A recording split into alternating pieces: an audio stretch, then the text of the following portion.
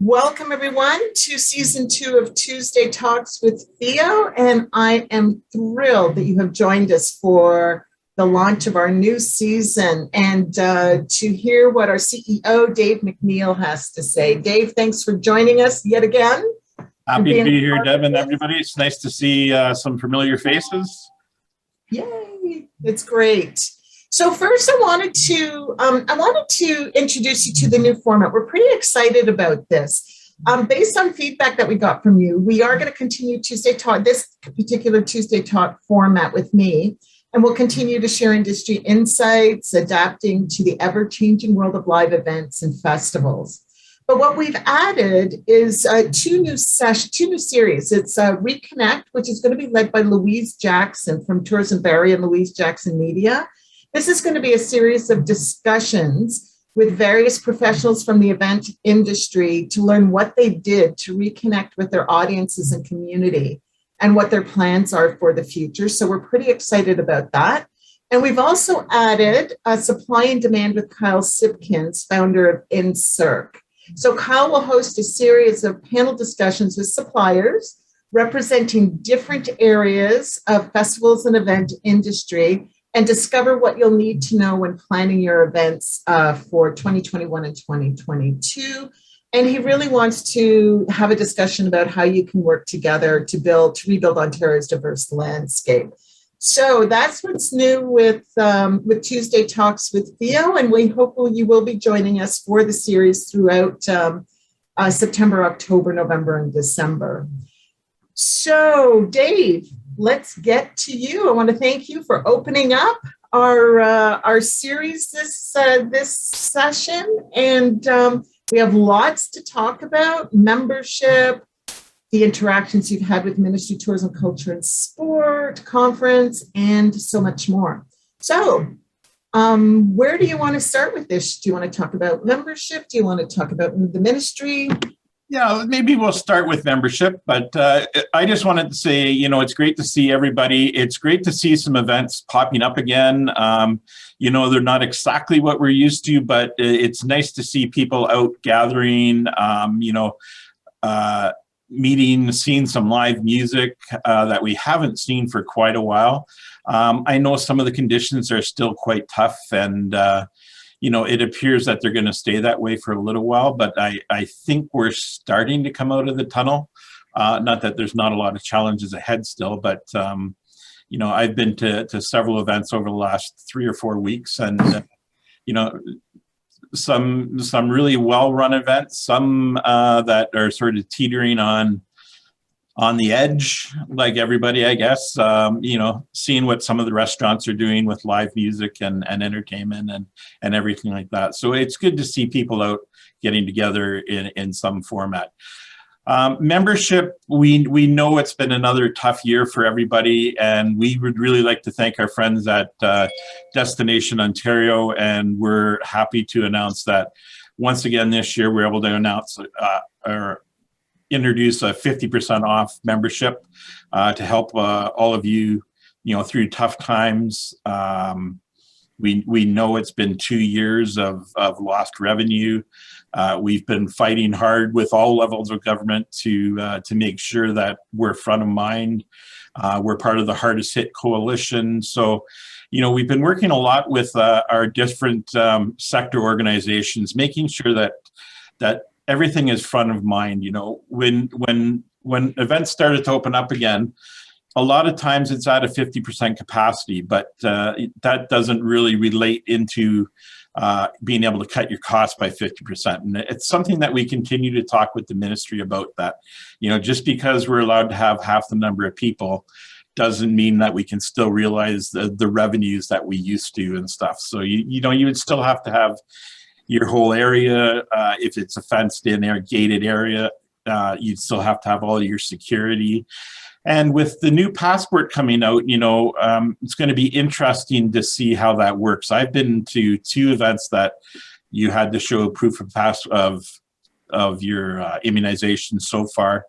One was just sort of a skim through the thing and yep, you're fine to go. Another one was more in detail, broke down through the whole certificate to make sure everything was right. So I think that's going to be a challenge for all of us moving forward. And I fear it's where we're probably going to see some conflict with, the anti-vaxxers and the people that don't want to prove, show your certificates and stuff like that. So anybody that's planning to do something, we sent out some stuff last week about the requirements. They're still a little fuzzy, as most things are when they first come out through the government offices, but we're working try to get some clarity on that. If you're having any issues, please don't be afraid to give us a shout.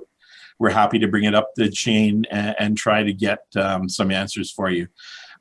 Like everything in this pandemic, it's a little bit difficult being a provincial organization that is run through different municipalities as well, because everybody, again, does things a little bit differently. So, we're happy to work through that and share some best practices and some different things that we have found. So kind of a top level thing, that's where we are. Obviously, the provincial election or the federal election, we had been working quite closely with Heritage just to find out how that money was going to be allocated, because they haven't really made those hard and fast decisions yet. So once the election was called, all of that sort of went on the back burner, but we're hoping, within a couple of weeks, we can get right back on top of that and find out where that money is going, whether it's for the large events or the fund that's for some of the smaller, more municipal local events. So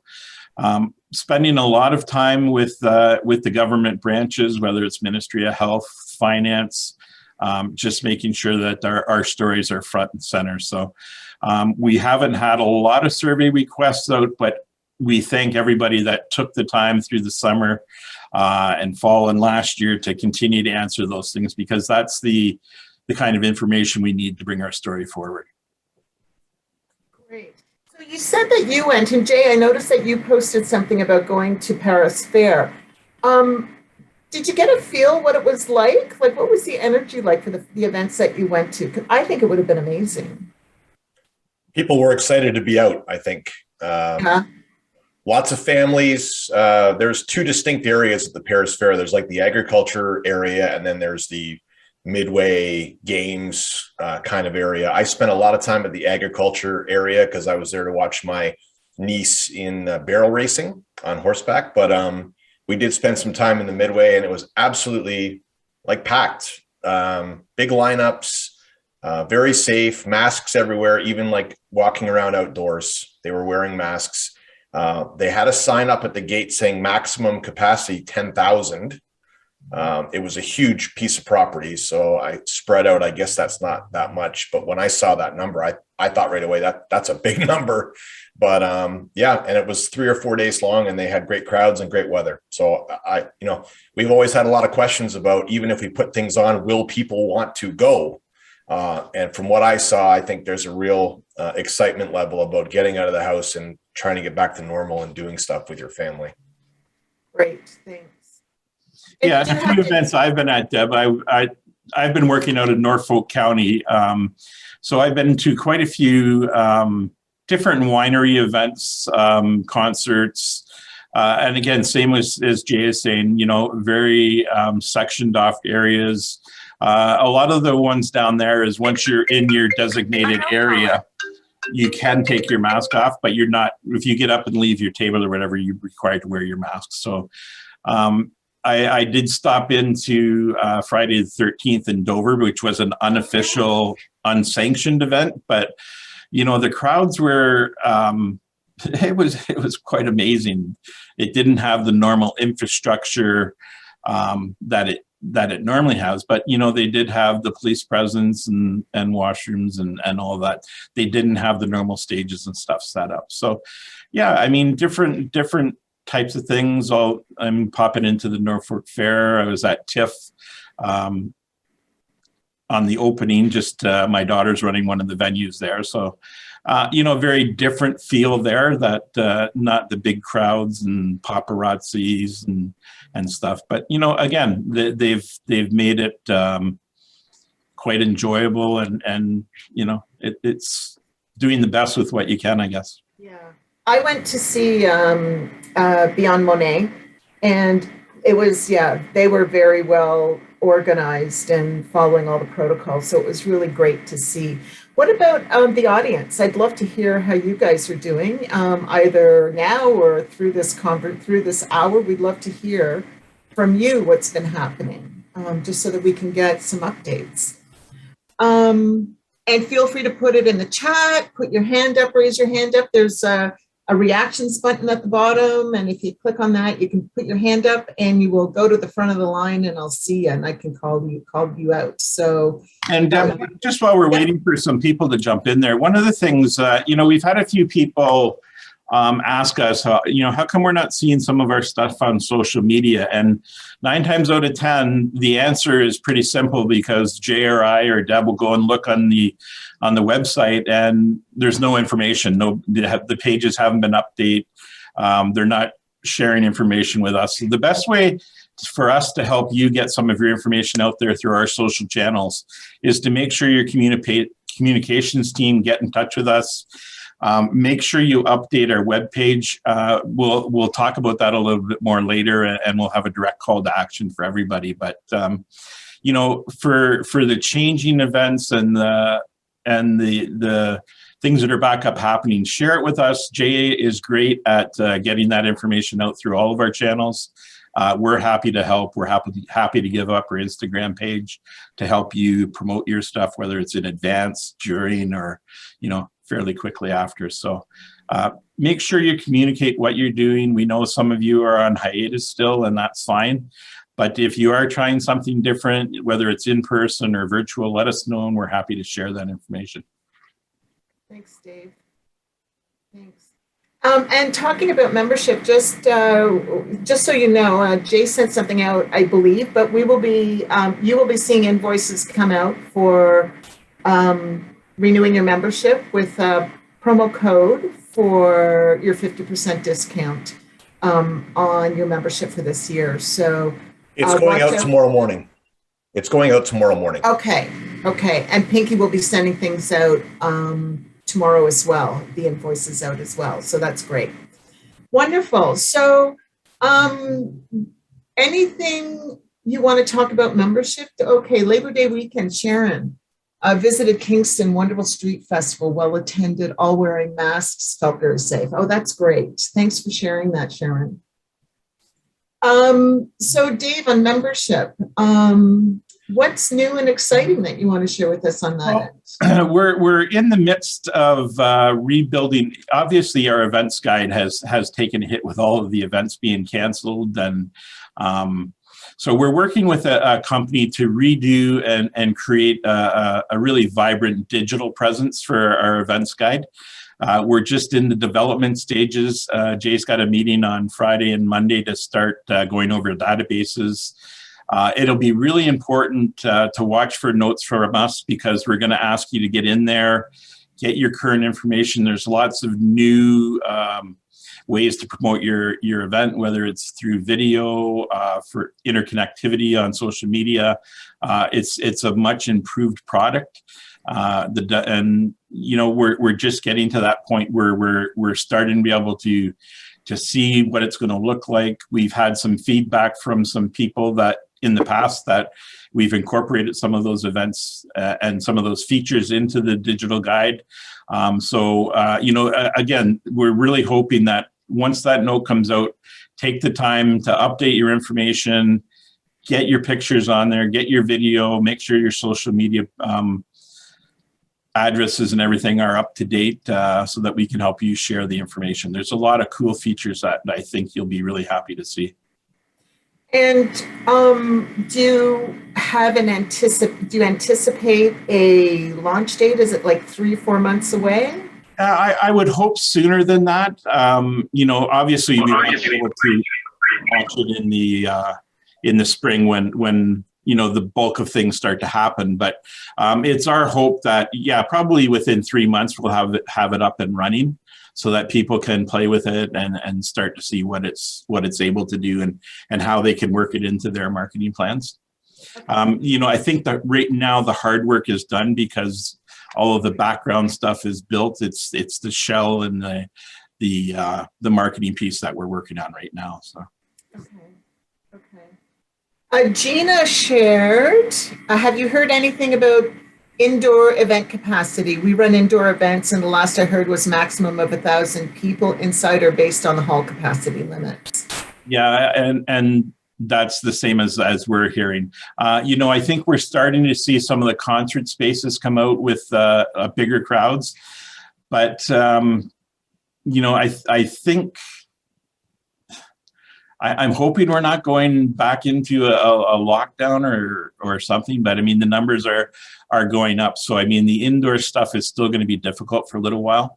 We'll keep sharing whatever we have with people, but that 1,000-person limit is what I've seen so far as well.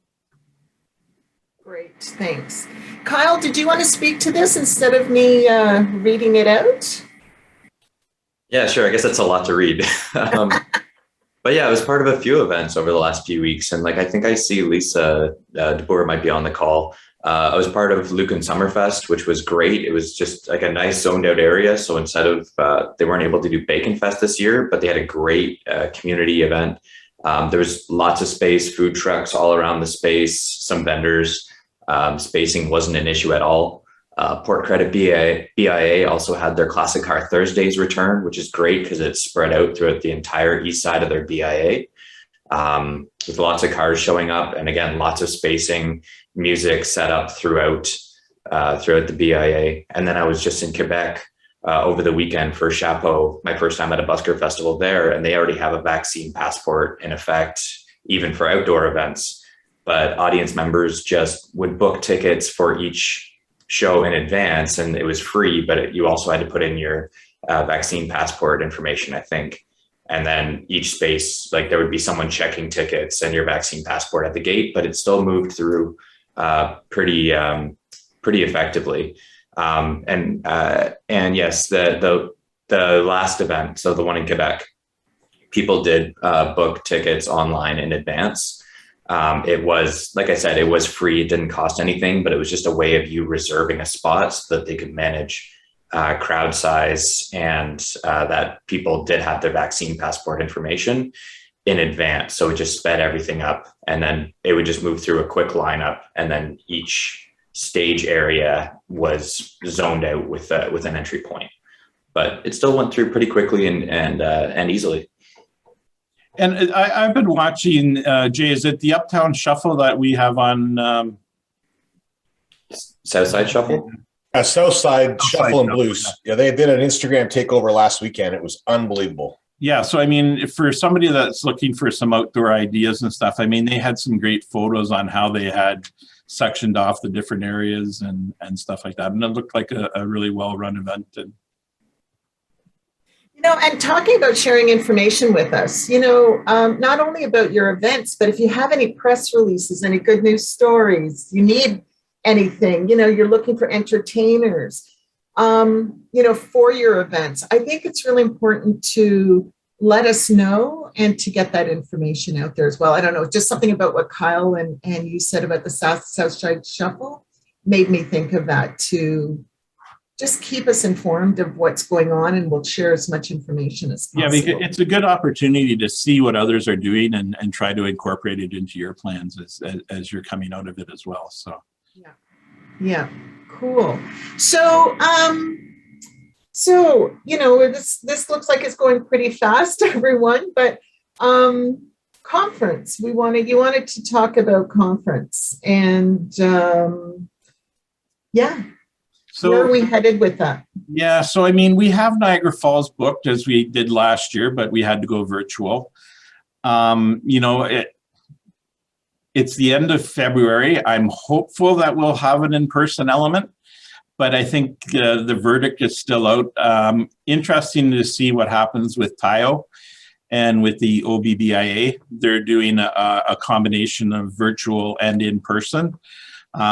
So, we're going to keep a close eye on some of the things that are happening, some of the convention spaces, and just see what the mood is like. I guess we'll probably get a survey out to our membership as well, just to see what the feeling is on your end. Like, is your employer going to allow stuff like that? Is there a travel ban in your workplace?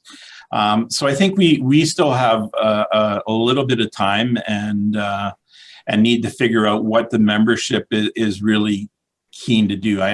I know personally, I'd like to get back to that in-person feel and, be able to sit down and talk to people one-on-one and that in-person networking. But, I think we've got it in the back of our minds, and I think we have a good model from last year to base a virtual one again. But, I think I'm going to knock on wood, cross my fingers and still hope for an in-person. I think a big part of that's going to depend on a lot of you and what we hear back, as far as travel and expenses and stuff like that goes. So any response out there as we throw that out? Unmute yourself and feel free to respond to Dave. And again, we'll do a formal survey and finding out stuff, but just sort of judging the room. Hi, Gilbert. Hi, Gilbert. Debbie. Hi, Gilbert. Hello. Hello. Hi, everyone. So Gilbert with Fan Expo Canada. We are an indoor event, but we are also launching a festival in 2022 and 2023, working through the details there. How I guess the response to your question, Dave, about a face-to-face, we are in the face-to-face business. However, I think it would depend highly on this capacity lift. Being at 1,000, currently at 1,000, I know that the membership probably doesn't have, I'm not sure. It's been a while since I've been to FEO conference since my time at the CNE. But I guess it would all depend on the capacity and where we are in 2022 from a infection pandemic piece. But yeah, I'd love to attend personally. Yeah, it's hard to believe that, here we are again, that we just don't know what's going to happen again that far out. And unfortunately, I think we're going to operate that way for a while. Our numbers are normally, Deb, correct me if I'm wrong, but around the 250 to 300. Correct. Yeah. We're well within the safety limits of a space. And like I said, we do have that working relationship with the Niagara Falls group that we're working with. They understand the situation we're in, and obviously they're in a similar situation as everybody else, hoping to get these things going again. But like you said, the virus is going to dictate the outcome, and we're just still going to have to wait and see. Anybody else have anything to share?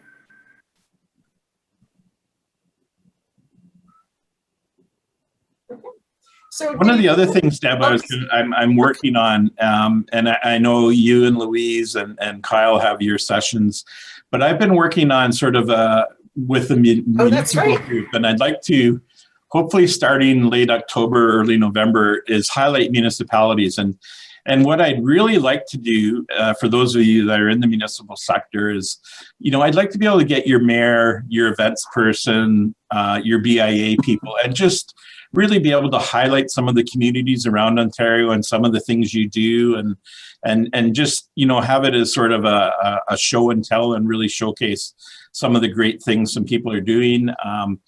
So if anybody thinks that they've got a mayor and some people that would like to be a part of that, get in touch with me.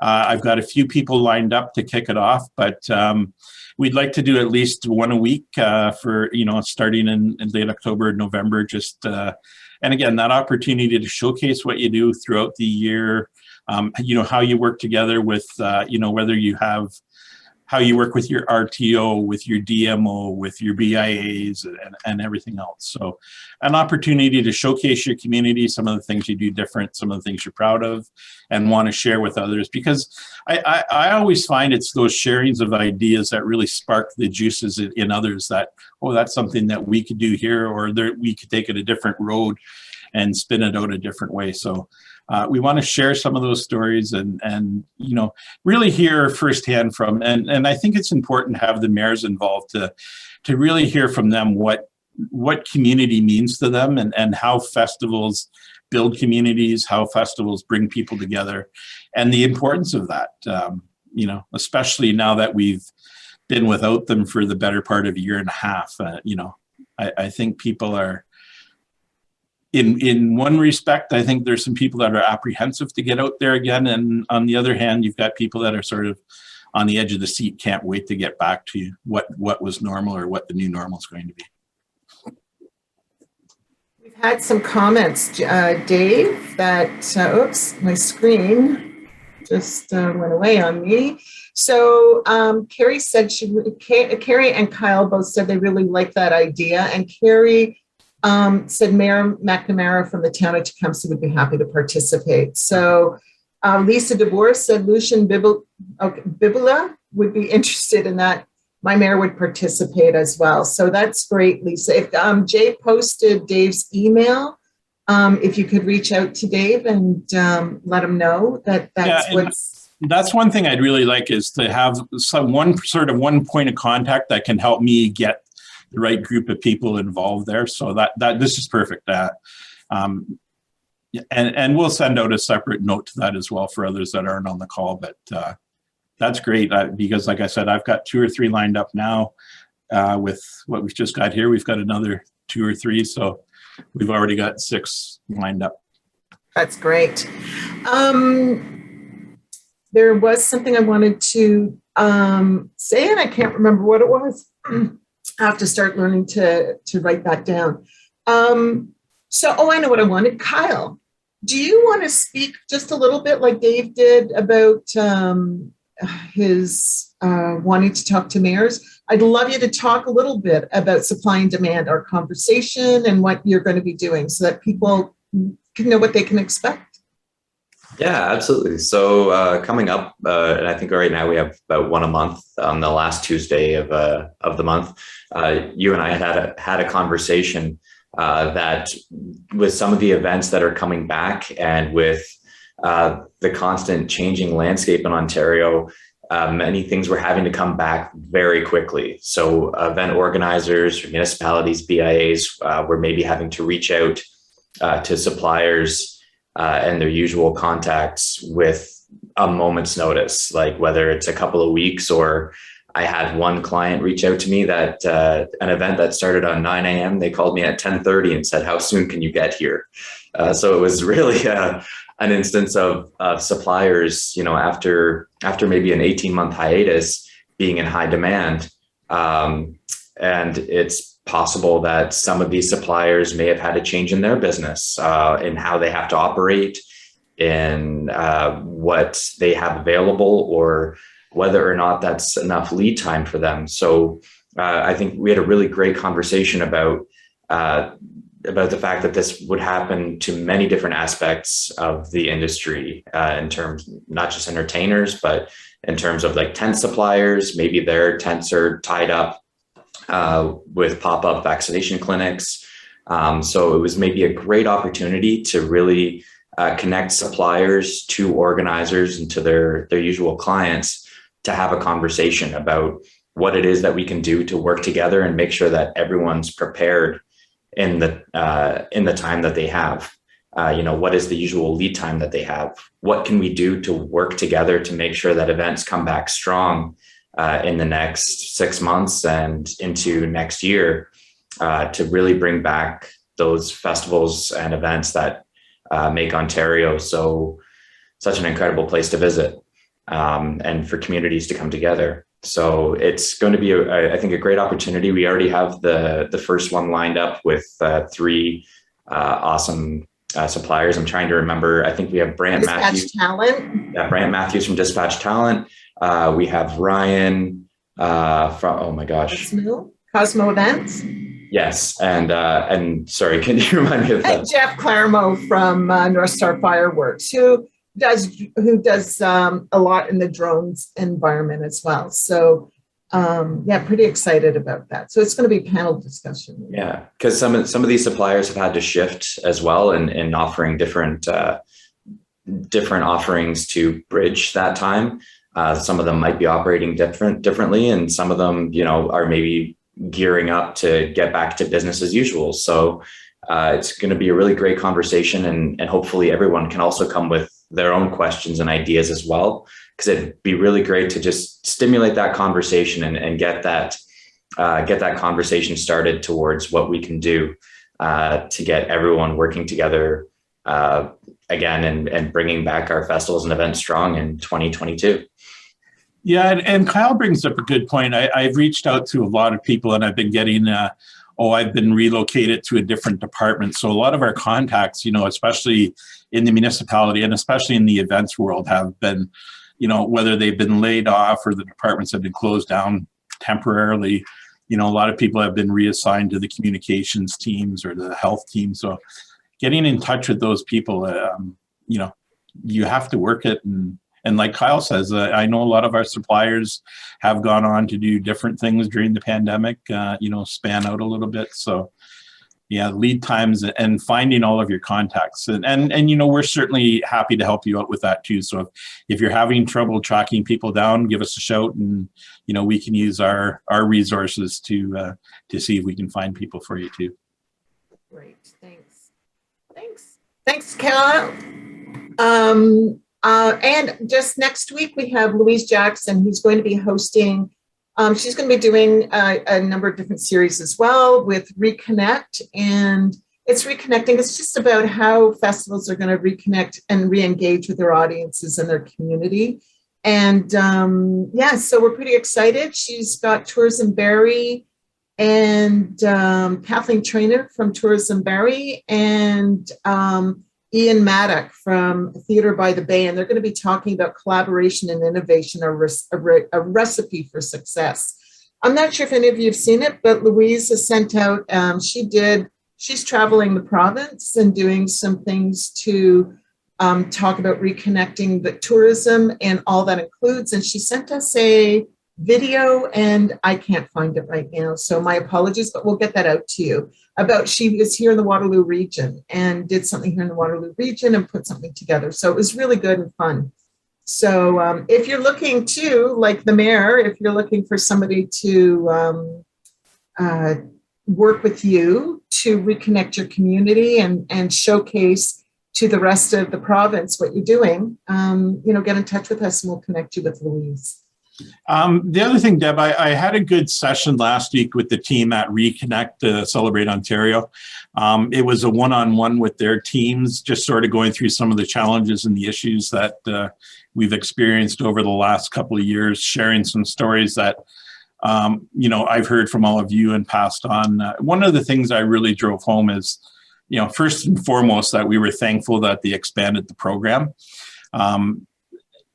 And I really stressed that, with that announcement and with that more people being involved in it or accessing the fund, the one negative was, and it wasn't just this year, it's been the last few years, even before the pandemic, is the lateness of the announcements of the grants and the planning cycle, and reiterating to them all the importance of knowing what your funding is going to be. We talked about how this isn't the time to develop new programs, it's the time to sustain. So, making it more of an operational program for the next couple of years so that we can all get back on our feet and help us establish, what's out there. The importance of keeping that fund growing, because we're all going to need the support coming out of it as well.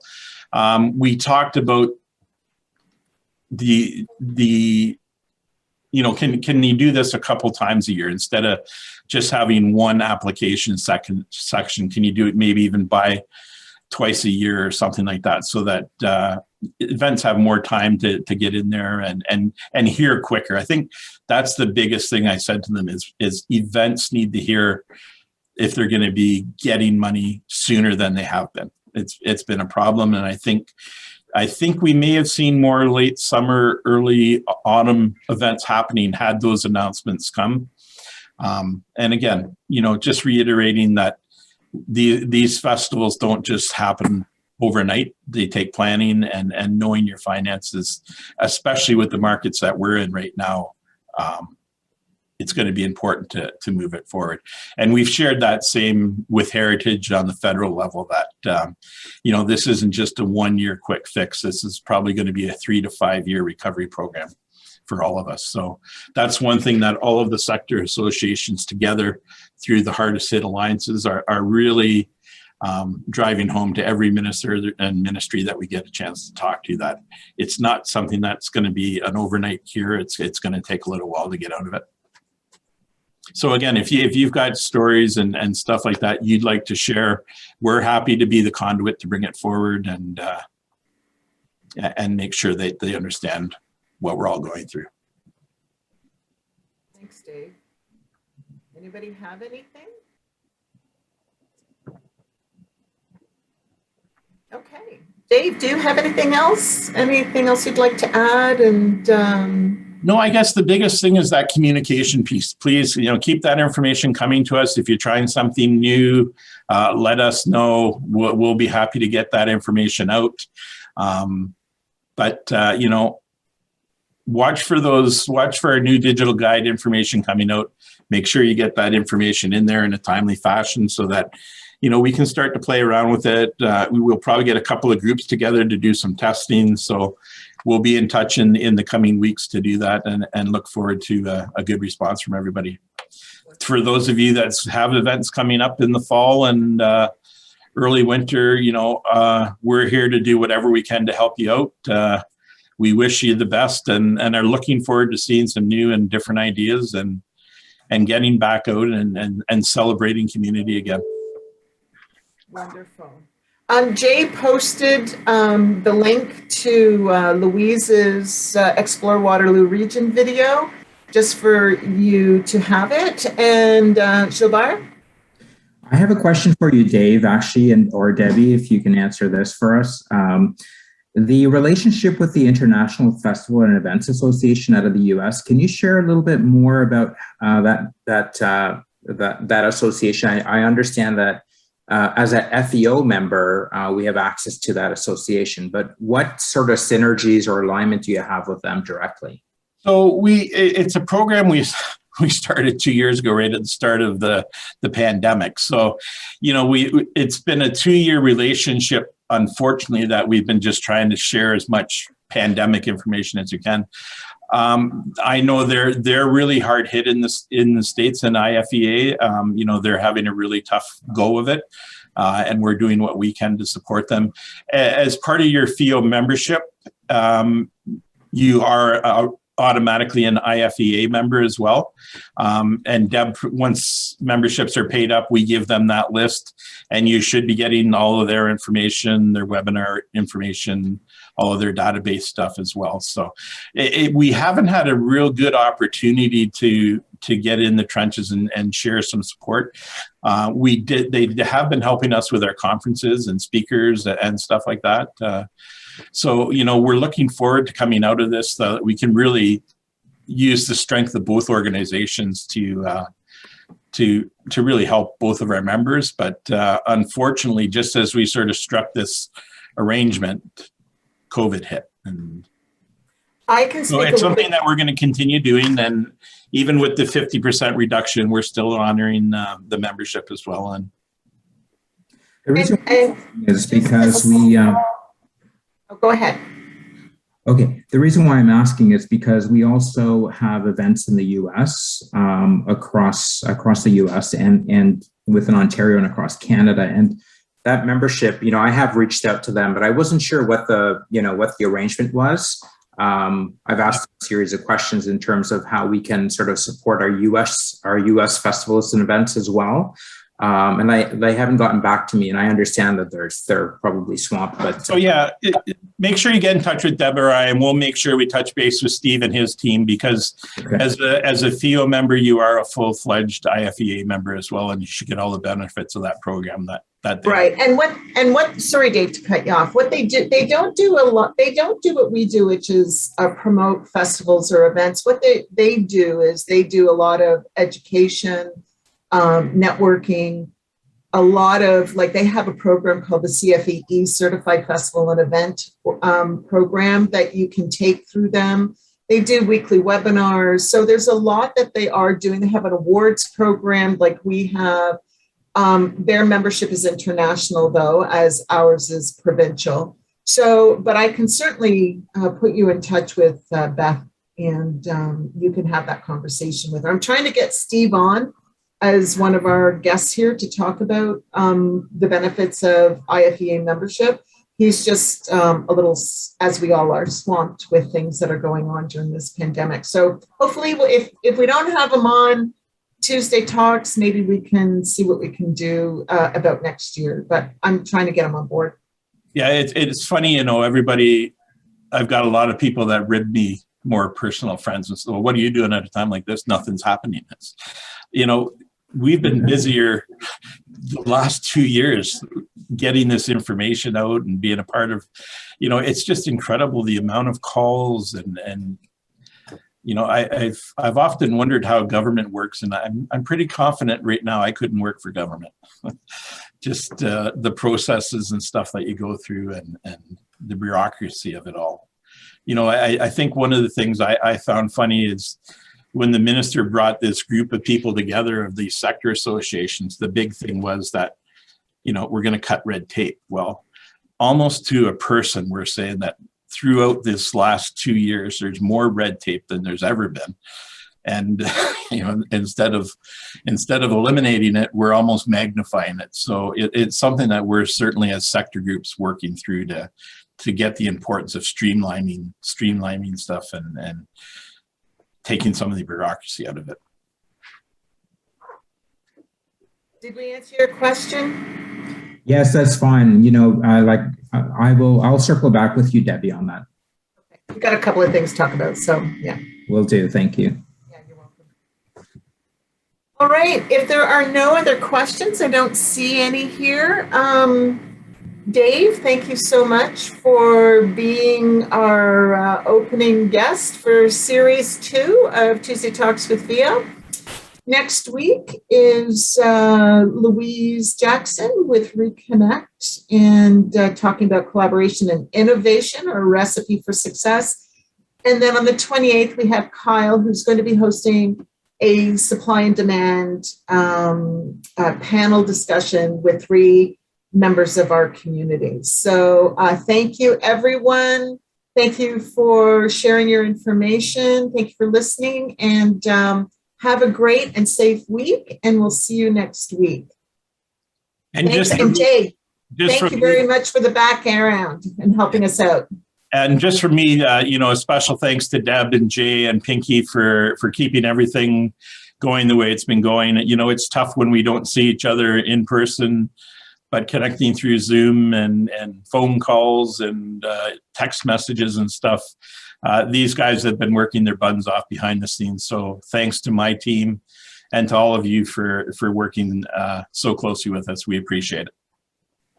Thanks, Dave. Thanks, everyone. Have a great week, and we will talk to you next week, and you know where we are. Thanks, everyone. Bye.